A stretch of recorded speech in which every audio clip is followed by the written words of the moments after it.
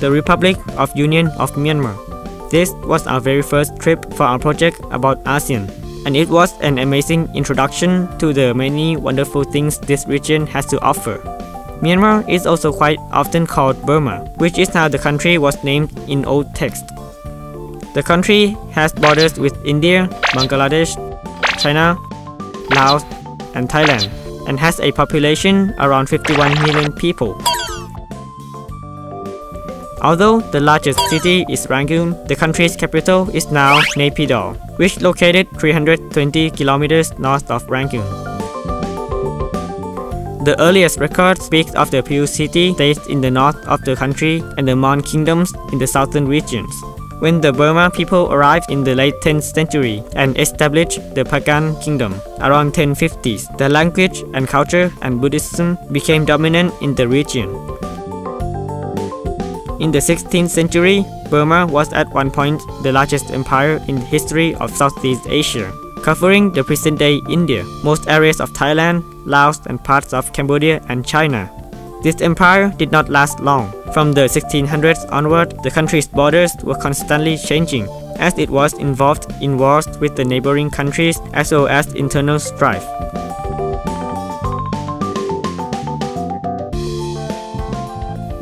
Burma was a British colony for more than 120 years, from 1824 until 1948.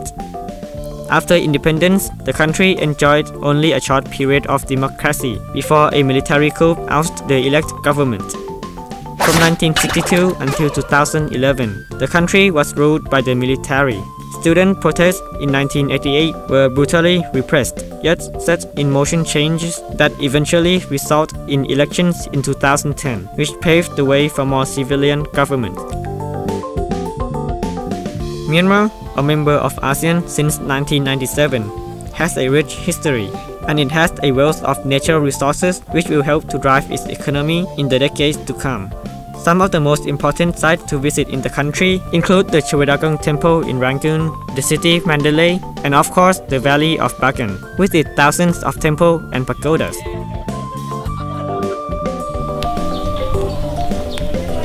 Hello, welcome to Myanmar.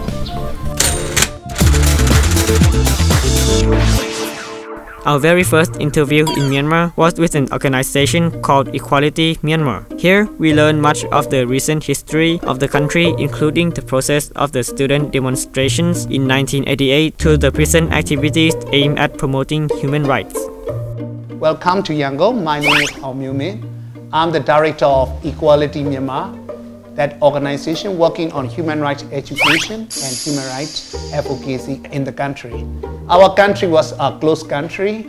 It was under the military dictatorship from 1962 to 1988. And it was run by a very strong person called General Ne Win. But in 1988, the whole country staged demonstrations because they cannot take any longer under the iron-fitted government. So we have a movement called 8888 movement, August 8, 1988. This is the day we started nationwide uprising. So the government tried to stop it by using very brutal violence and crackdown. The government stepped down, and we have a kind of strict democracy. Unfortunately, in September, military staged a coup, and they arrested many of the political activists after 23 years in exile. Country suddenly changed and used more open political systems. So situation is a little bit better than before. So we used to have more than 6,000 political prisoners because they speak out against the government. Government was not happy with that, so they put every opposition and activist behind the bar. Right now, almost every political prisoners are released from the prisons, and we have a parliament, and the government is not the military government anymore. Now we have a right to assembly, right to association, but everything has a limitations. It's not open. There's some kind of restrictions. You know, political activists stay under watch, and Some of the media were arrested because they write something about the government. Government is civilians, but 25% of the parliament are from the military. So, what are the human rights? Human rights is the thing that everyone, regardless of sex, religion, ethnicity, language, entitled to enjoy. We are human beings, so everyone has a dignity, and we need human rights to live with dignity. We want liberty, and we want protection. What inspired you to get involved with human rights? The inspiration is I believe in human rights. That is, say that human rights is universal. Everyone entitled to enjoy the human rights. And also another inspiration is my non-discrimination principle. No one should discriminate against anyone for any reasons. And why are human rights important for ASEAN? ASEAN, 10 countries, every country has their own different political and human rights problems. As an association for 10 countries, we must understand the situation. We try to find a way how to make better human rights situation for each country. In ASEAN, we don't have a good human rights convention or human rights monitoring system yet. Our ASEAN country region is behind the other regions. So we need to promote for better human rights protection and promotion. How will sovereignty in ASEAN present a challenge for human rights? Human rights has no boundaries. Yeah, we respect the sovereignty, but sovereignty should not be a kind of defense for human rights violation by the defenders, by the government. So if something happens and if some major human rights violation taking place in one country, it's the responsibility of the neighboring countries to stop and to protect. It's the responsibility of the region because this country is a member of the region. Is it possible to fix human rights? Everybody must have a courage to claim your right when your right is violated. And everybody is committed to defend rights of yourself and rights of the other people.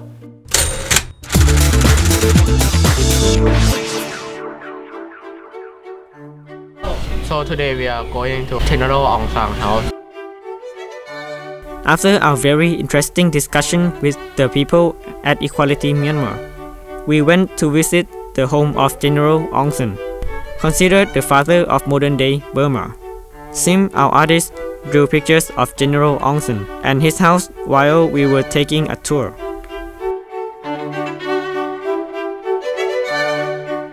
A lot of time to drawing the Aung San house for like 30 minutes to draw all of it because we have some problem about the stairs and some kind of they didn't have one, so they're hard to do.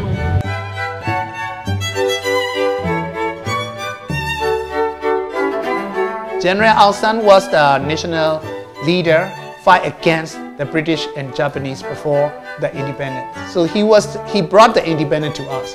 He was the main leader, so we pay full respect to him. But unfortunately, he was assassinated. Aung San Suu Kyi, we put Daw to pay respect. So Daw Aung San Suu Kyi, she is the daughter of our national leader, General Aung San. Aung San Suu Kyi was only 4 years old when her father was assassinated. So when we have a demonstration in 1988, we all are on the street without any leader because country is systematically closed and we don't have any opposition leader. When the whole nationwide movement and calling for democracy was happening, she just came out and gave a speech. Her first public speech, get all the support of the people because she is very smart, very courage, very charismatic, and very strong person. And we said, this is the person we are looking for to run the country and to lead us. After the coup, she decided to found her political parties called National League for Democracy. She now became a public figure and the people's democratic symbol. She was arrested and put under house arrest before the general election in 1990. Her party won landslide victories in the 1990 elections, but the result was not respected by the government. Even though her party was destroyed and many of the leaders were put under house arrest or in the prison, she kept working for the people. She is very talented and gifted speaker. She gained a lot of international attention and support. She was the 1990 Nobel Peace Prize laureate.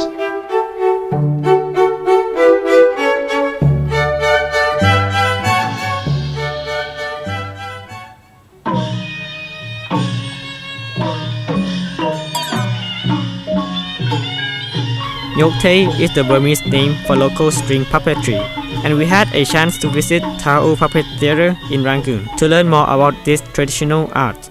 This tradition in our country is last 1,000 years ago, starting from 11th century. We call the Pew Dynasty, and our leader is named Tui U Myanmar. All our puppets are same as traditional style, and we are not missing modern music or modern character. We are playing traditional instrument also. Normally our puppet shows are not 1 hour or 2 hour shows, last long, nearly 10 hours, starting from 9 or 10 p.m. in the evening until next morning 5 or 6 a.m. I am not from puppetry generation, but I am organizing those puppeteers. They are from puppetry family. We have only about 4 families left in Yangon. So their family are keeping this puppetry tradition generation by generation. So there will be, you see, the son and daughter of puppet master. They learn from their parents, and their parents learn from their grandparents. Like this, we are keeping tradition. Most of the puppets in the world are the string puppet or marionette. So in Southeast Asia, Myanmar is the only country for the string puppet. You can see here, we have 11 string for a normal puppets. Some puppets are less, some puppets are more. Depends on the character. You can see here, this is we call the wooden controller, and there are attached 5 strings. 2 strings attached to the head and 2 strings to the back and waist. So this control the puppets for hand shaking or body movement. You see? And there are 6 strings manipulating by right hand. So they are attached to arms and legs. So this controlling for dancing. Okay, now she manipulating a puppet by combination of 5 plus 6. 11 string. So Myanmar puppet is famous in the world because the most similar to the human dancer. That is why. We also had a chance to practice manipulation of the puppets, and it is much harder than it looks. Some puppets are very intricate, and up to 19 strings are used to control their movements by only one puppet master. Traditionally, puppets were used to entertain royalty before they became an entertainment for the general population. Burmese marionette or puppet troupes have 27 character figures. During the colonial period, puppetry was not supported by the rulers, so the art went into decline until 1990s, when it received official support once again, and a revival occurred. Today, people can watch puppetry shows in many different places.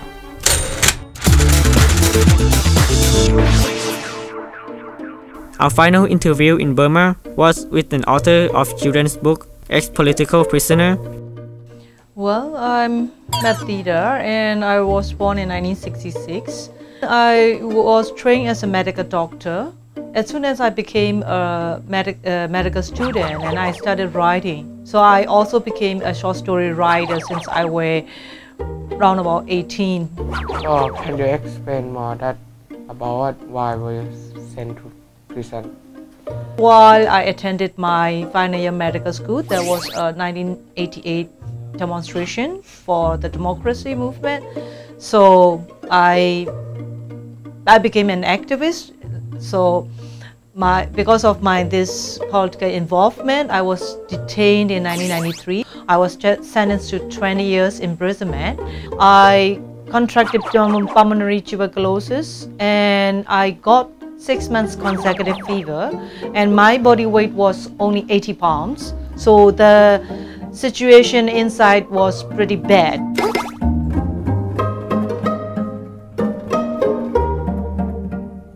All the international organizations did a lot of effort for my release. So for that reason, they released me after 5 years, 6 months on the humanitarian grounds. Since then, I think I keep defending at least freedom of expressions for our country.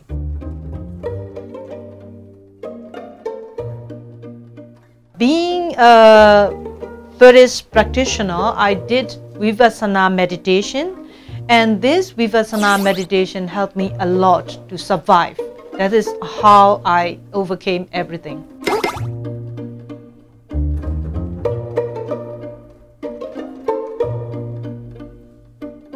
I started writing short stories while I was in my very late teenage years. And at that time, most of my short stories are about all ordinary people.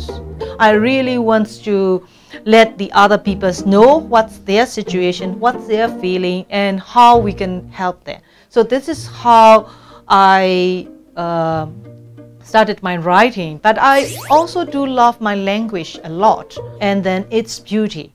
I love to play with words. I love to play with vocabulary. I love to play with the sentences and the style of writing. So for that reason, I became a well-known short story writer. I wrote up to nearly 70 short stories from 1984 up to 1988. But because of the censorship, my first novel was banned. It was banned throughout my prison years. So only after 10 years after I finished writing this book, that novel was published. And I finished another book. It's a prison memoir.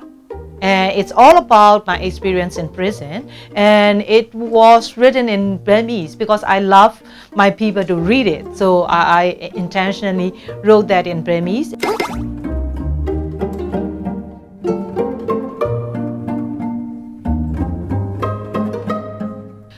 Indeed, Burma issue is not yet a successful story, but I think here I really want to tell to all the ASEAN, or not only ASEAN but also Asian countries. We always say we are Burma, we are Thailand, we are Thai people, we are Vietnamese, we are something like that. So until and unless we never share any kind of sense of the ownership together, sense of the cooperation together, we cannot build the ASEAN community easily.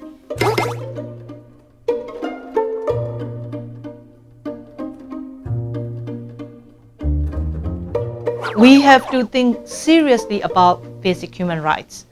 If all the ASEAN countries and all the countries in Asia do care about the basic human rights, and we can solve so many problems. Because I think all the basic human rights are very much compatible with our needs.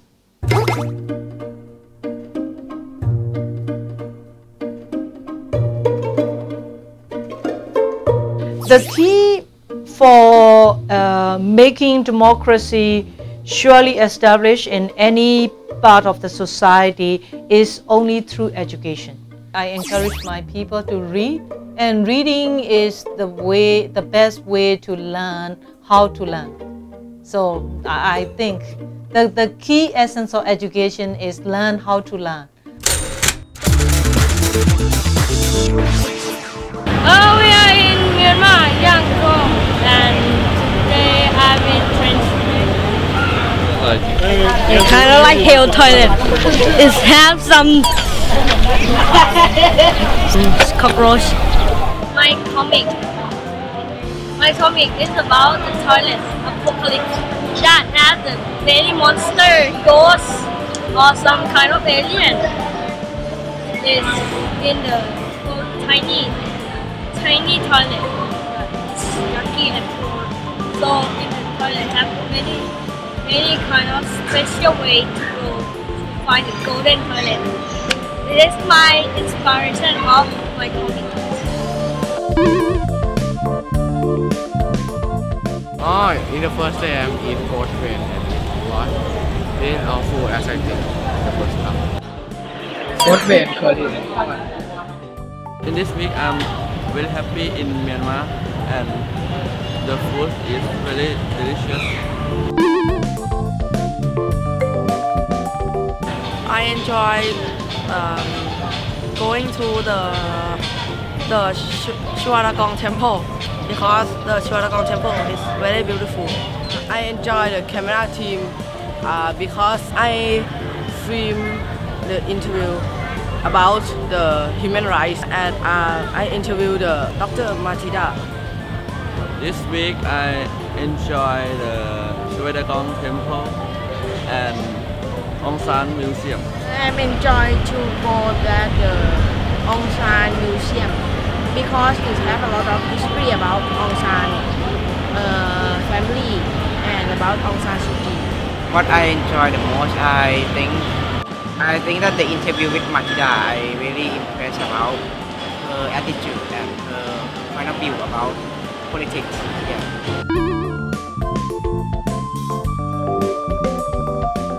I learned that if you are when you grow up and then if you speak wrong stuff or write the stuff that if like I'm the writer and then the government here I say like something that they doesn't want me to hear, like, and maybe they can put us in jail or something.